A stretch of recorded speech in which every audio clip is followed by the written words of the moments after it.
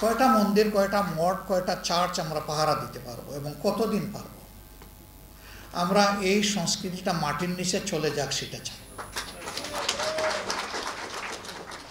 এই দেশে আমি জন্মগ্রহণ করার কারণে, আমি একজন মুসলমান হওয়ার কারণে যদি আমার মসজিদ পাহারা দেওয়া না লাগে, তাহলে কেন মঠ, চার্চ এবং মন্দির পাহারা দেওয়া লাগবে? আমরা এই সংস্কৃতি দেখতেই চাই। এখানে দাঁড়িয়ে আমি সব দাবি না দেখে, না বুঝে, না স্টাডি করে আজকে যদি বলি যে সবগুলাতে হ্যাঁ, তাহলে আমার মিথ্যাবাদী হওয়ার আশঙ্কা আছে।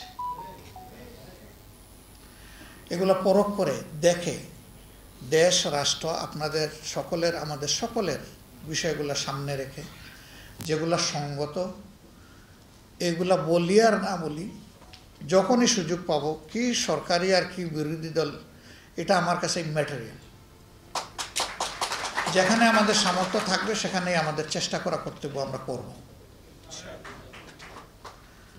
তবে হ্যাঁ, সরকারে গেলে তখন প্রশাসনিক ব্যবস্থার মাধ্যমে এটা নিশ্চিত করার সুযোগ হয়, আর না গেলে এটা কল্যাণধর্মী কিছু কাজের মধ্যে সীমাবদ্ধ থাকে, কিছু প্রতিবাদ, কিছু বিরোধিতার মধ্যে সীমাবদ্ধ থাকে। কিন্তু নির্মূলের কাজটা, অসৎকর্ম, অপকর্ম নির্মূলের কাজটা সরকার ছাড়া চাইলেও সমাজের নির্দিষ্ট কোনো অংশ করতে পারবে না, এটা ইম্পসিবল।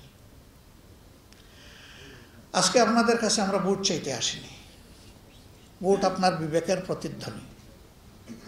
আপনি কারে দিবেন না দিবেন, বিবেক আপনাকে গাইড করবে।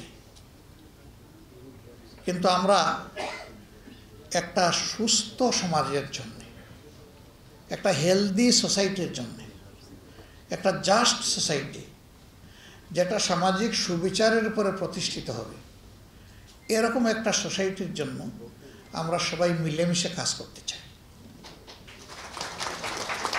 এই জায়গাটায় আপনাদের সহযোগিতা আমাদের বড়ই প্রয়োজন। অনেকে বলেছেন আমরা কারো করুণা নিতে চাই না। আমি বলি নিতে চাই, শুধু একজনের, যিনি স্রষ্টা, আর কারণ না।